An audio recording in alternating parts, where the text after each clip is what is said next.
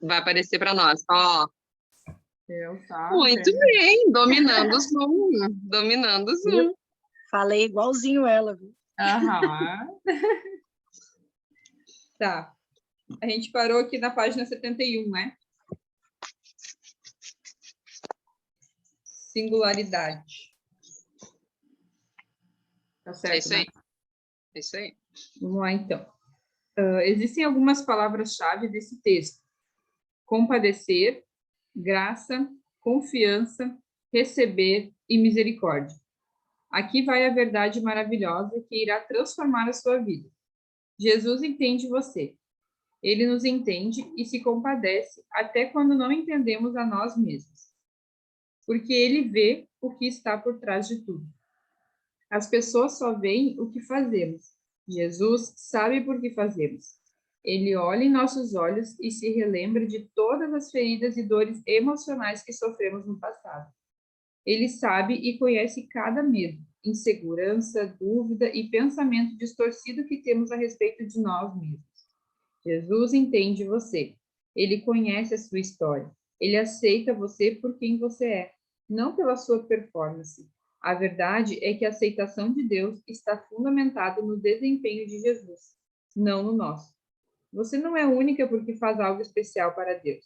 É graça. É impossível merecer favor, caso contrário, não seria favor, não é mesmo? Um favor é algo que alguém faz por bondade, não porque merecemos.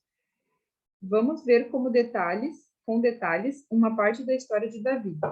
Davi colocou Urias à frente do exército para combater o inimigo. Um campo de batalha, porque Davi queria usurpar a mulher de Urias, Batseba, mesmo sendo todas as mulheres solteiras de seu reino à disposição, além da esposas que já eram dele. Veio a ele o profeta Natã e o exortou. Veja o que aconteceu quando Davi caiu em si. Mônica, Foi. só vai dando umas olhadinhas se alguém entrou na sala enquanto tu lê. É uma barbaridade.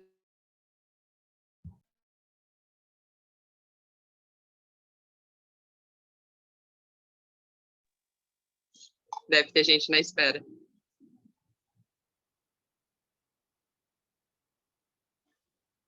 Tu fechou o microfone, amigo.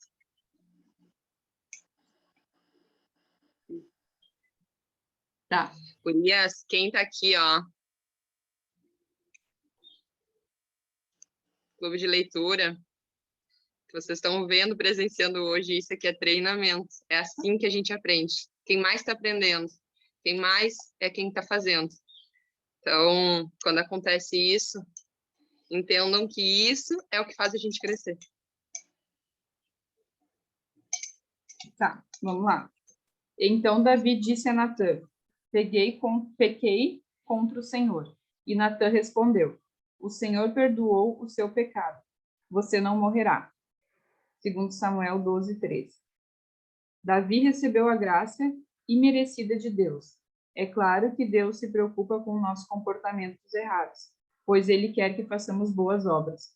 No entanto, isso não quer dizer que dependamos delas para receber o favor de Deus. Deus nos ama. Ele está sempre pronto para nos perdoar dos nossos erros, e ele espera que façamos boas obras como resultado do amor que sentimos por ele, entende? Além disso, ele quer que as nossas ações sejam uma resposta ao que ele já fez por nós, para nós e em nós. Há momentos em que fazemos coisas boas pelo motivo errado. Não percebemos que os nossos motivos são importantíssimos para Deus. Às vezes, lemos a Bíblia todos os dias, só porque queremos que o Senhor fique satisfeito conosco. Ao agir assim, a leitura se torna um fardo insuportável. E no primeiro dia em que não conseguimos cumprir esse objetivo, nós nos sentimos culpados. Por quê? Porque estamos lendo a palavra de Deus com a intenção errada? A nossa motivação precisa ser inspirada pelo Espírito, que vivifica tanto o estudo da Bíblia quanto a busca pela presença de Deus. Você precisa começar a ler pelos motivos certos. Deus já conhece a Bíblia, então você não precisa ler para ele. Leia para você mesmo. Só assim você saberá o que Deus quer que você faça. A leitura de apenas um versículo, com a compreensão somada à prática, é mais importante do que ler 10 capítulos e não se lembrar de nada no dia seguinte. Cuidado para não ficar tão envolvido em fazer e terminar, se esquecendo de ser. Somos chamados de seres humanos, porque devemos ser. Caso contrário, seríamos chamados de fazeres humanos. Lembre-se de que precisamos também guardar o nosso coração. Precisamos ter muito cuidado com necessidades que possam se tornar desenfreadas. Eu sou muito adepta de conhecer, de aprender tudo o que puder, mas não permito que a minha educação faça de mim uma pessoa orgulhosa. Deus não nos usa porque somos instruídas, mas porque o nosso coração está voltado para Ele. Você pode ser uma voz linda, pode ter uma voz linda e cantar muito bem. Contudo, Deus não irá usar você por causa da sua voz. Para Deus, o que importa mesmo é o seu coração. Guarde o seu coração. Eu já estudei tanto, fiz 2 graduações, Direito e Sociologia. Tinha semestrado em que eu pagava 14 cadeiras na universidade. Quando uma delas entrava em greve, todo mundo reclamava. Eu dava glória a Deus, porque seria um tempo para descansar a mente. Depois inventei de fazer uma pós-graduação, antes de terminar a graduação. Eu era a única aluna não graduada que fazia pós-graduação. Eles me aceitaram por causa do meu currículo, mas nada do que eu estudei fez Deus me usar mais ou menos. Deus não nos usa por causa da nossa instrução. Ele nos usa por causa do nosso coração. Eu acredito que o que fez a diferença na minha vida, o que fez o favor de Deus me alcançar, foi quanto eu o amava, quanto queria servi-lo, quanto fui capaz de abrir mão de tantos sonhos por ele. Pare de se sentir condenada e fracassada o tempo todo por causa do seu desempenho. Em vez de ficar olhando o que está errado em você, comece a desenvolver um relacionamento com Deus. Há muitas mulheres que, quando vão orar, passam a maior parte do tempo contando para Deus quantos são terríveis e gastam tempo se lamentando por serem assim. Aí, no final, prometem melhorar, porque nunca conseguem. Porém, nunca conseguem. Romanos 8:1 diz que já não há condenação para os que estão em Cristo Jesus. Portanto, pare de querer estar certa o tempo todo em tudo. Saiba que você é em Deus e permita que Ele ajude você a fazer pelos motivos certos. Se ficar pensando que Deus aceita você pelo que você faz, quando falhar, se sentirá sempre rejeitado. Por isso, cuide bem do seu coração e reconheça que você não é o que faz. Guarde o seu coração no Pai, e Ele agirá em você e através de você. Show. Alguém quiser continuar? Eu vou continuar um pouquinho aqui. Tá. Obrigada, amigo. Dá uma olhadinha se tem gente aí na espera. Davi disse a Saul: reconheça a voz correta. Reconheça a voz correta. Davi disse a Saul: ninguém deve ficar com o coração abatido por causa desse filisteu. Teu servo irá e lutará com ele, respondeu Saul. Você não tem condições de lutar contra este filisteu. Você é apenas um rapaz, e ele é um guerreiro desde a mocidade. Davi, entretanto, disse a Saul: teu servo toma conta das ovelhas de seu pai. Quando aparece um leão ou um urso e leva uma ovelha do rebanho, eu vou atrás dele, dou-lhe golpes e livro a ovelha de sua boca. Quando se vira contra mim, eu o pego pela juba e lhe dou golpes até matá-lo. Teu servo pode matar tanto um leão e um urso, esse filisteu incircunciso será como um deles, pois desafiou os exércitos do Deus vivo. O Senhor que me livrou das garras do leão, das garras do urso, me livrará das mãos deste filisteu. Diante disso, Saul disse a Davi: vá, e que o Senhor esteja com você. Então Saul vestiu Davi. Então Saul vestiu Davi com sua própria túnica. Colocou-lhe uma armadura e um capacete de bronze na cabeça. Davi prendeu sua espada sobre a túnica e tentou andar, pois não estava acostumado com aquilo. E disse a Saul: não consigo andar com isso, pois eu não estou acostumado. Então tirou tudo aquilo e, em seguida, pegou seu cajado, escolheu no riacho 5 pedras lisas, colocou-as no bolso, isto é, no seu alforje de pastor, em sua tiradeira na mão. Aproximou-se do filisteu. Enquanto isso, o filisteu, com seu escudeiro à frente, vinha se aproximando de Davi. Olhou para Davi com desprezo. Viu que era só um rapaz ruivo de boa aparência e fez pouco caso dele. Disse ele a Davi: por acaso sou eu um cão para que você venha contra mim com pedaços de pau? E o filisteu amaldiçoou Davi, invocando seus deuses, e disse: vem aqui, e darei sua carne às aves do céu e aos animais do campo. Davi, porém, disse ao filisteu: você vem contra mim com espada, com lança e com dardos, mas eu vou contra você em nome do Senhor dos Exércitos, o Deus dos exércitos de Israel, a quem você desafiou. Hoje mesmo o Senhor o entregará nas minhas mãos, e eu o matarei e cortarei a sua cabeça.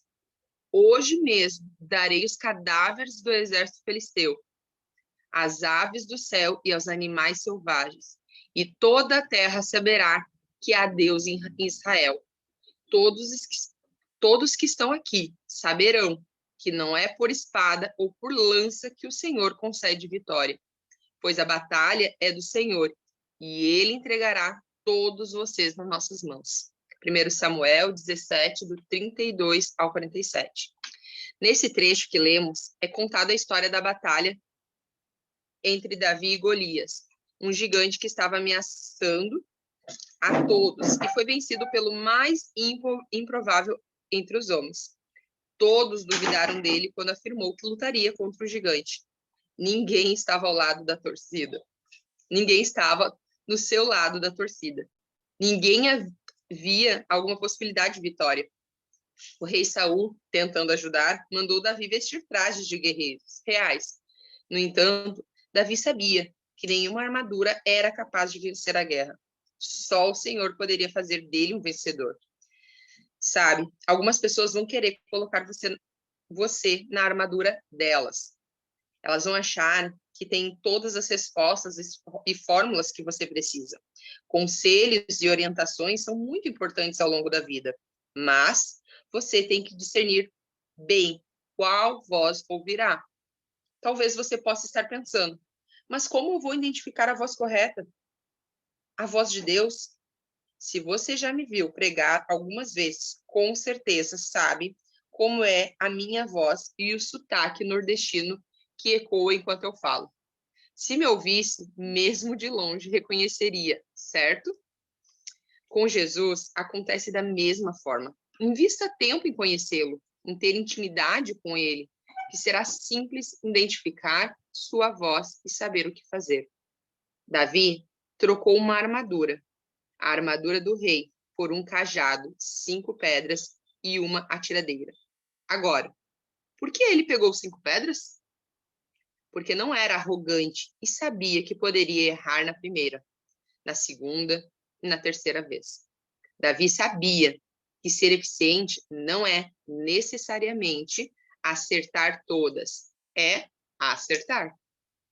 Note que nenhum desses instrumentos eram bonitos, nem caros, nem importantes, nem nobres, mas eram o que Davi sabia usar muito bem. Sabe o que o cajado, a artilhadeira e as pedras lhe davam? Identidade e segurança. Toda vez que você escuta a voz correta e usa as armas certas, feitas para você, tudo dá certo. As armas do cristão estão em Efésios 6, do 1 ao 10. É provável que você se sinta todo desajeitado com as suas armas atuais, porque esteja usando as armas erradas. Ignore o que as pessoas que não a conhecem pensam e falam sobre você. Veja o que o gigante Golias disse a Davi momentos antes da batalha. Enquanto isso, o filisteu, com seu escudeiro à frente, vinha se aproximando de Davi. Olhou para Davi com desprezo, viu que era um rapaz ruivo de boa aparência e fez pouco caso dele. 1 Samuel 17, do 41 ao 42. Você já foi desprezado? Sofreu preconceitos? Discriminação? Ignore. Voe mais alto. Só dê valor ao que merece. O que as pessoas pensam e falam é parcial, tendencioso e influenciado.